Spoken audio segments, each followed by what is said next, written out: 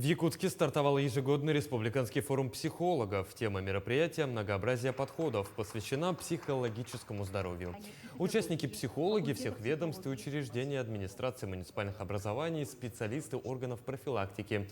Программа форума будет проходить до 6 октября. Открывающим мероприятием стало пленарное заседание. Спикеры форума – эксперты федерального уровня, доктора психологических наук. В рамках мероприятия участники обсудят актуальность принятия закона о психологической помощи. Также пройдет совещание о деятельности психологической спасательной службы республики, обсудят проблемные вопросы межведомственного взаимодействия при оказании психологической помощи несовершеннолетним.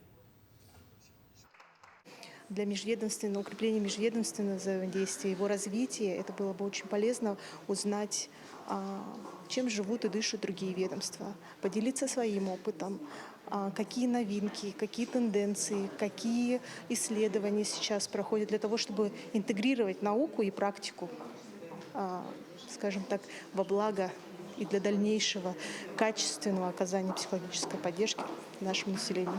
Пригласили наших коллег из районов, поскольку большой объем работы как раз-таки происходит в районах. И на примере положительных практик показать, как это можно эффективно организовать в других районах, скажем так, да.